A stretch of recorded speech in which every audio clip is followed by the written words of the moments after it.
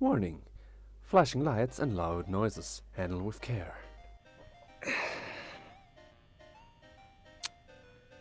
Welcome to episode 1 of my series Animatronic Theory. In this series, I want to cover 5 Nights at Freddy's animatronics and theorize not who they killed, rather how they killed. So let's say how they would work in the game, theoretically, and practically. So let's get right into it. Now the animatronic I'm gonna talk about is going to be a bit more complicated since there are 2 versions. There is the game version and there's the movie version. I will talk about both. And first off, also in English, what are the differences? What possibly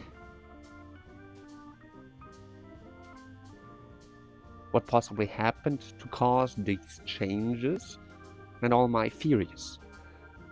So, like I said, the first part would be how they would work in the games, what they say in the movie or in the game. And the second part would be more of how they would in theory work. I would try to figure out the best way they could, function. And the third part, practically, means in a real world, like logistically, how they would work. And at the end, I will put my own opinion on this. So, let's get right to the first part, how they work in the games. Now, looking at the model from the Endo-01, which is the one I'm covering in this video. He seems to be quite more of thin. But there are lots of ways he could practically work. Now, how does he work in the games? So, from the FNAF movie, they say that they work with a new researched way of power, which they call lithium batteries. Characters to interact with guests in truly lifelike fashion, while cleverly concealed, rechargeable lithium cells give them limited range to roam free. Means all they are talking about are just simply AA batteries that are, I'm guessing, rechargeable. Of course, AA batteries did exist at the time, but they didn't exceed great power. They might have worked, but then I don't remember if they were back then already rechargeable.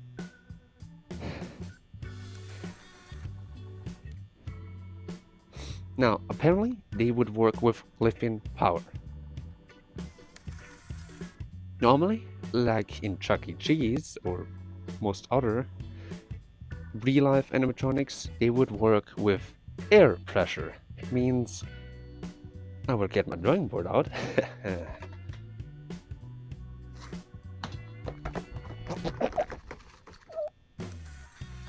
So, means wrong side. So, means very basically, you will have a cylinder that can move, and it's gonna get powered with 2 air pressure lines by a valve, and then goes to the air pressure tank, yeah? And by opening the valve, the cylinder would now move in and move out. That's how simple air pressure works.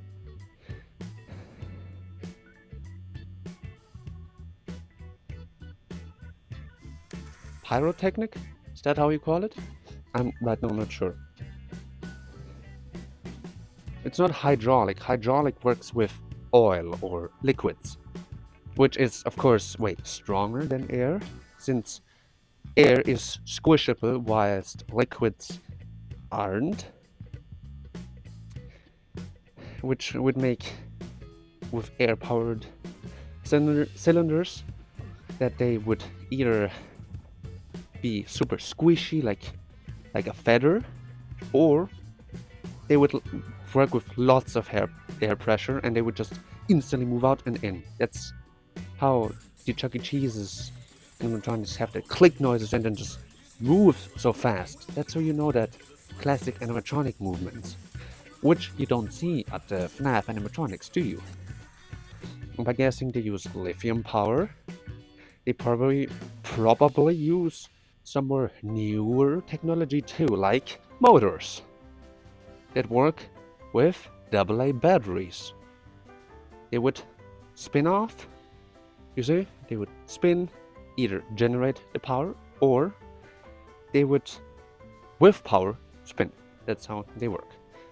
And with that you can guess that's probably then how they moved. And that's how I'm guessing they would move in the game. And since a motor alone isn't the deal, they probably used a motor and a potentiometer. So with the potentiometer, they would know basically in what movement, like in what position they are. With just the motor, you could at least know the first position, but after lots of movements, you wouldn't know in what position they are. With potentiometers, you might be able to guess, but like, what if someone practically moves the arm? You wouldn't know. And with potentiometers, you would know.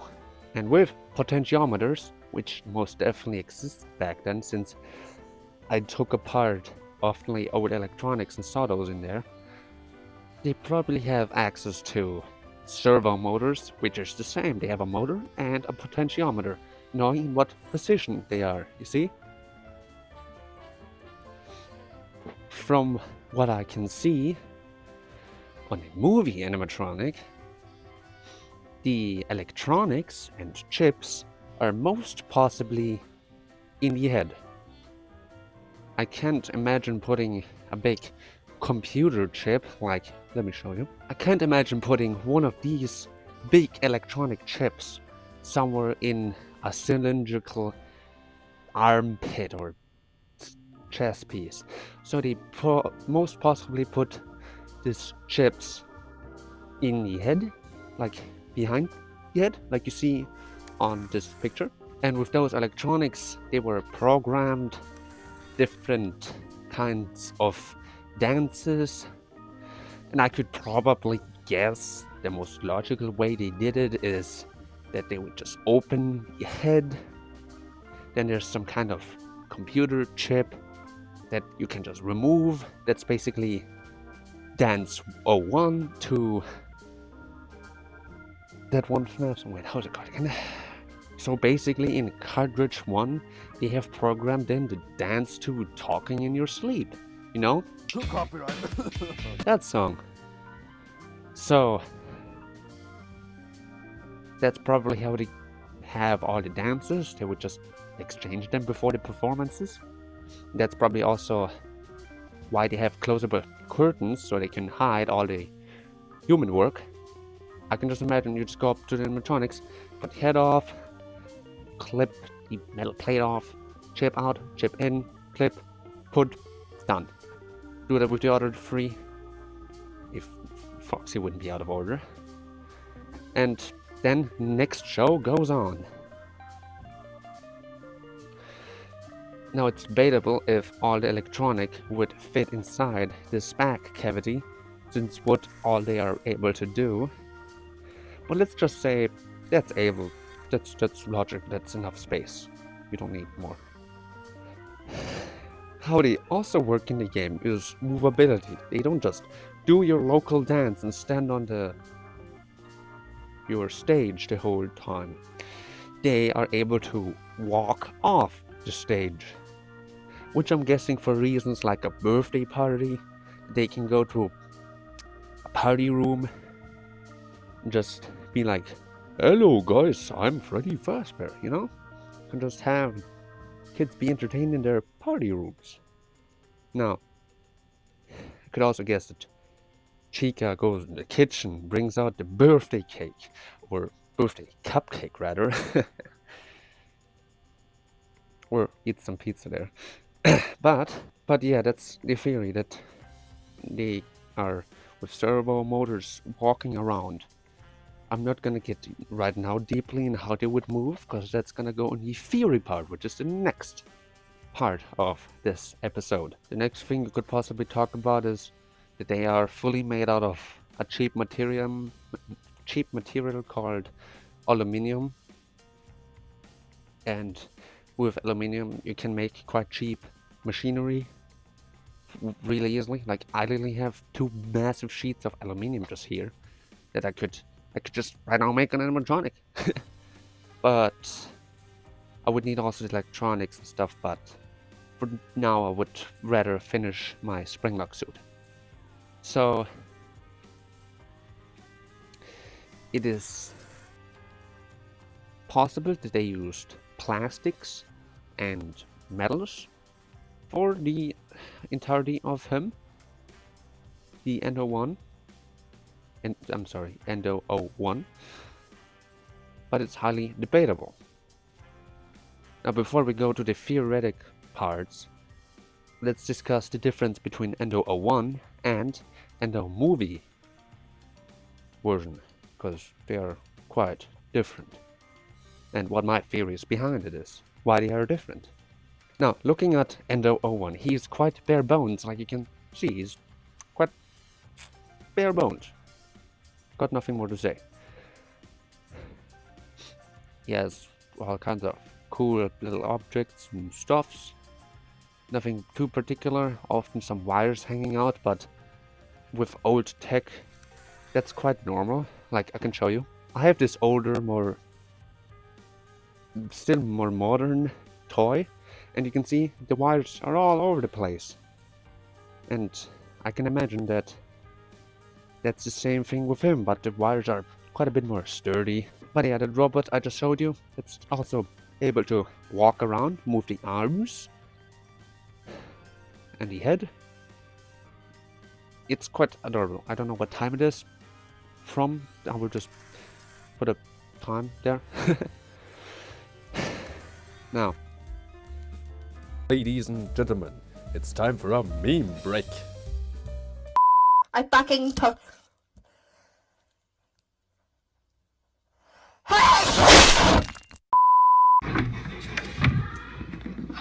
Pedro, what are you doing in my trash can? George, what are you doing in my pencil sharpener? Rebecca, what are you doing in my charger? Let's discuss more of the movie animatronic.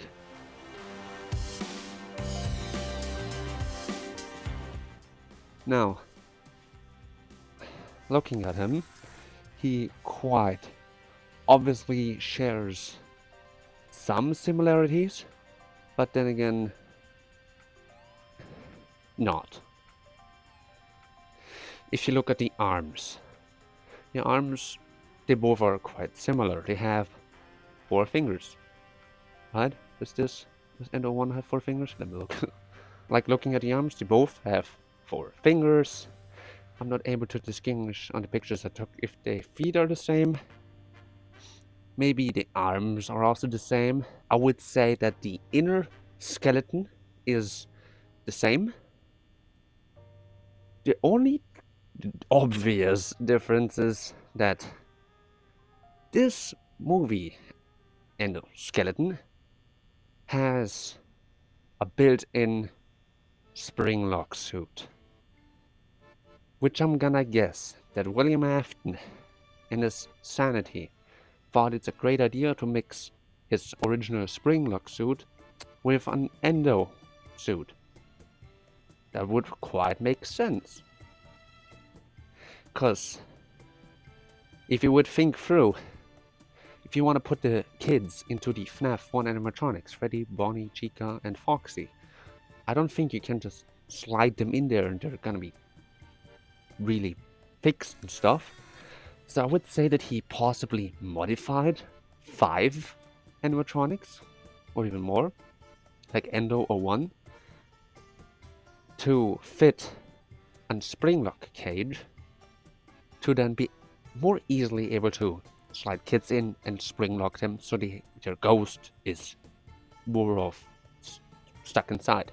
It's debatable if he now knew the ghost is gonna be stuck in there, but I'm gonna assume that he didn't, and more of was just murder in my mind. Other differences are possibly just that the movie one is more realistic, more older, way older, so that can put us aside that this FNAF movie is more of later than actual FNAF 1.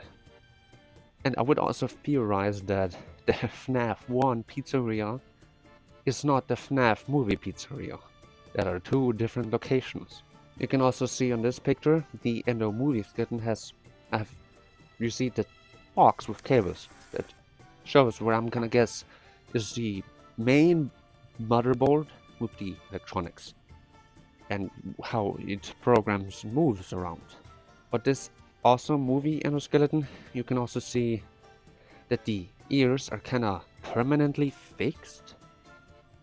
Now, I'm not so sure, but I do remember that the ears move on, like, say, Freddy, because this most definitely has the Freddy configuration. Now, I'm theorizing that he just quickly fixed that,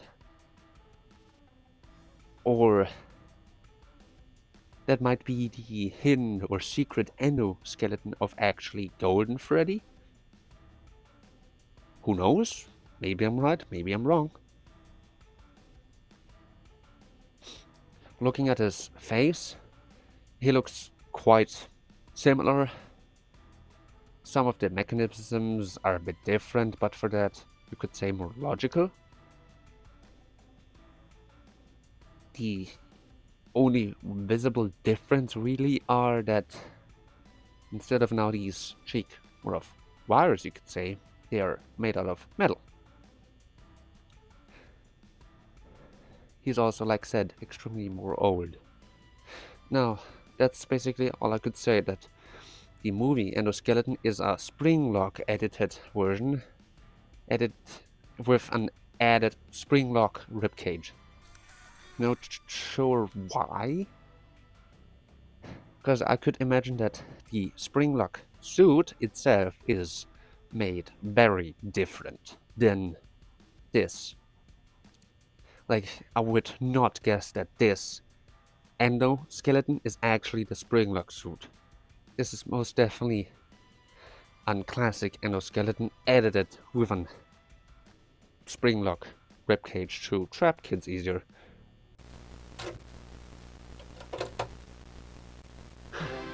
Have you been enjoying my YouTube videos? Because if so, I would like for you to subscribe. If interested, you can also join the Discord. And if you want to be one of the first knowing what my upcoming video is about, go check out my Patreon.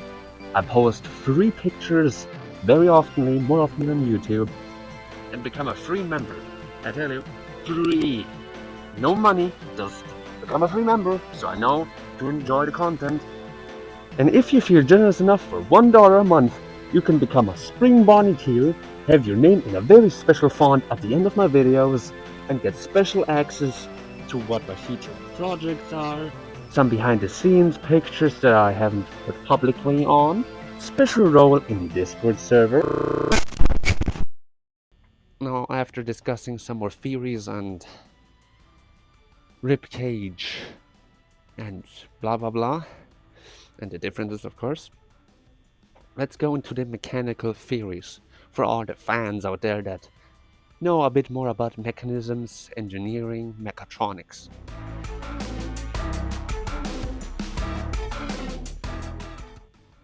So, like I said, already theorized about the electronics, that everything's fitted in the head. Ugh. Now, the mechanisms. All you can see on the Endo-01 is, very simply, that it is, you see, you have your big chess piece, you know? Then there's a ball. And there's again the rest of the endo, like the first upper arm, yeah? Now, the ball. It's hard to tell how this ball is able to move. I can imagine in this ball is a hinge. You can see where this is permanently fixed to the ball. And this is also then, with this way, spinnable, means the arm would be able to move outwards and spin forwards, giving it all quite needable or needable animatronic moves. From what it also looks like, then I could guess that there isn't quite just servo motors, more of these electric cylinder, those motors that have a worm gear, and if it gets spinned, it slowly and very strongly moves out and stuff. That's probably how I would guess the arms and stuff would move. And they're being inside of the arm being these cylinders connected like to the ball. And if this cylinder goes out, this ball would spin. Same way for the moving up ways.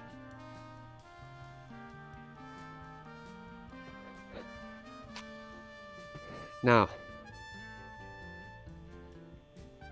the arms, the fingers probably just have simple servo motors with hinges, the most simplest part. Like they don't, like I'm guessing of strength too, so the fingers don't need to be crushing heads like in Fallout with the T60.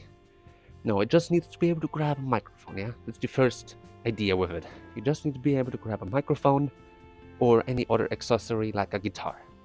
Maybe on the different versions of Freddy, Bonnie has more complicated hand mechanism to be able to play guitar.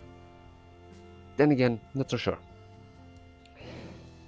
And then again, there's Foxy, who doesn't have one arm, just a hook, which is probably the simplest arm mechanism. Now, the chest part, I could guess that this whole chest piece, you can see, is pivots on this lower point. And maybe, okay, looking at this now doesn't make sense. That these things are also cylinders means you could just do the, you know, hips up and down. Hips? These? You call those hips? I don't think so. Shoulders, to make the shoulders move up and down, but then again, it looks very not movable. The most complicated mechanism is to think of is like the head mechanism. It's still quite mysteries, but I'm just gonna guess that this head, very simple head drawing. I hope you can see that that's the head with, you know, the cable here. The head, I would super simply just say that it has a hinge here, goes down, and also pivots. That's it. That's simple. And that's how you also should make animatronics. Make them simple. And of course, for movability, put those cylinders under the head, like you see those two big cylinders. And maybe those side ones, those on the side, they like spin the head. Now that's very a complicated mechanism to think about.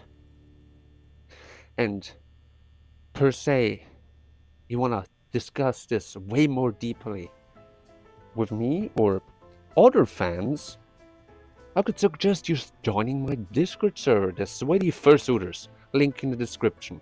Just click on Discord. Now, the next part would be the legs. Since the arms don't need to be that strong, they just gotta lift itself plus maybe a guitar. So the legs, they need to be the strongest. They need to be able to lift the entirety of the animatronic. Plus more, since he needs to be moving too and walking. Like, let's say with Freddy, Bonnie, Chica, their legs aren't super strong. But Foxy, he needs some super duper strong leg motors to be able to sprint like that. Like the speeds he has. I would love to calculate what powers it would need and what motors theoretically he could use. But again, that's kind of too much calculating for me, so I wouldn't. If you want me to make a special video about each individual animatronic, press the like button. If I get like lots of likes, it's I can't know how many likes I will get. Averagely I get on my videos like 40 likes. I could say right now, if I get 100 likes, I will make the video about each individual animatronic. No, one video per animatronic. Who knows, maybe this video gets more than just the average 200 views. But yeah, I will know when you want to watch it, or I will know when you want me to make such videos, mostly in the comments section, so maybe drop a comment too, mostly about what you think I kind of thought of are wrong, and what do you think is actually more correct. But yeah, I would say that the leg joint, the one for this, where the legs are, is basically the same for the shoulders. Just again, like I said, extremely strong. And since we have this big space, you could probably make some complicated mechanism in there, like motors, that will accomplish this. The same for the knees. The feet lowers.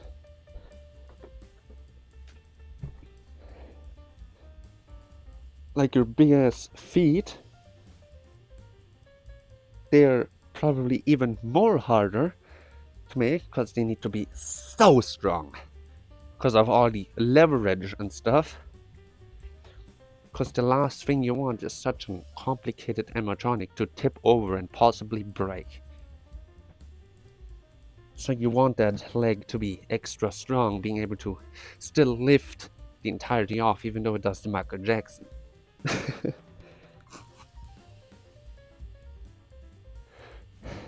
So I sadly won't go in super detail, but I hope in future videos that I will be able to.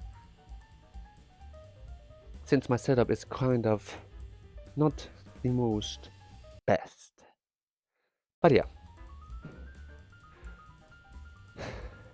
The other thing you could theorize about is, where do they go? All the wires and stuff go? Like I said, you see all these black wires? Like I said, it's some black tube, rubber tube with all the small wires going through that. And it all just ends up in the head, where then all the power is.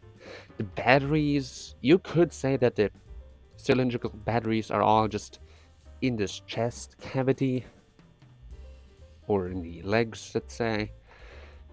They have quite lots of possibilities where they are. Next thing would be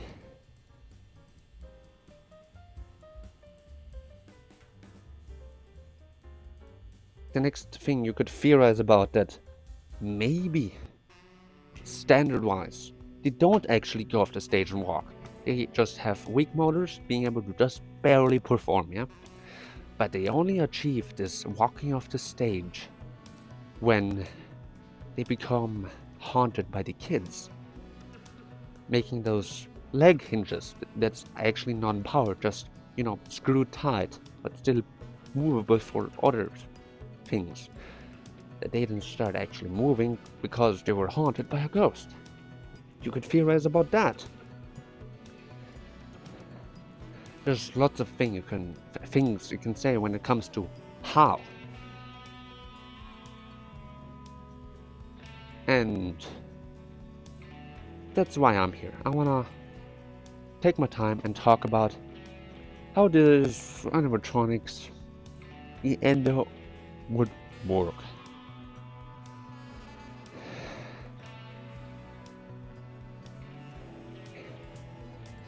Now, the next part would be, after theorizing how it would technically could work, practically, logically.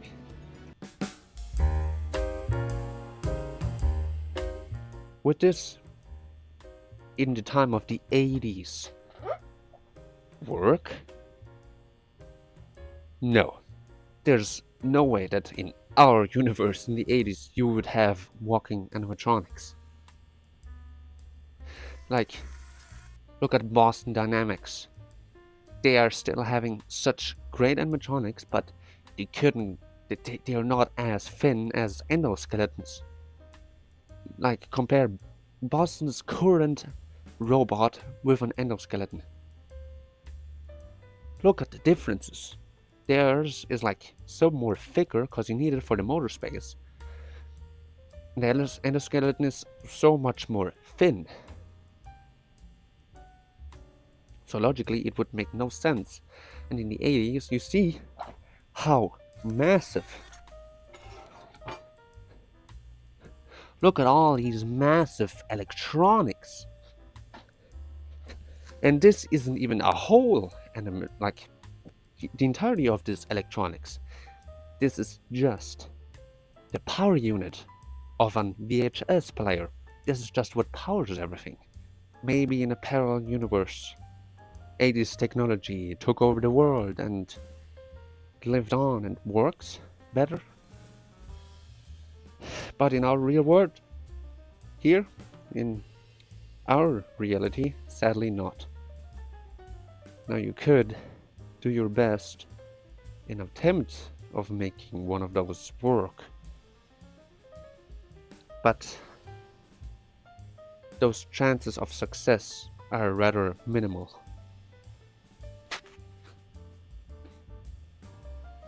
Now the closest thing you could make movable is the head, since it's quite massive, there's lots of space, and another YouTuber already made one that looks, I gotta say, Smith, you did a great job on that. But to make it like in the games work, or how they say in the movies, I don't think that's any kind of possible. You might need to thicken them up that it actually would make sense.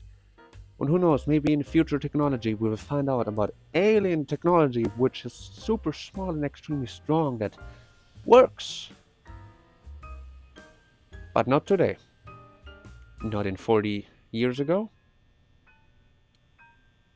But in video games at least, you can, or movies, you can see FNAF movie. It's really good. I'm really excited for the next FNAF movie.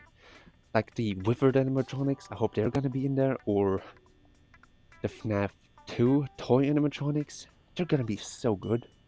Not even that hard to make since they are not really furry, they're more just glossy. So you can simply just 3D print them, sand them, spray paint. Done, you got your first part. So, my own opinion on this. It's a cool idea. They look super iconic. And that's what I love about this animatronic. But it's rather minimal that they actually would work.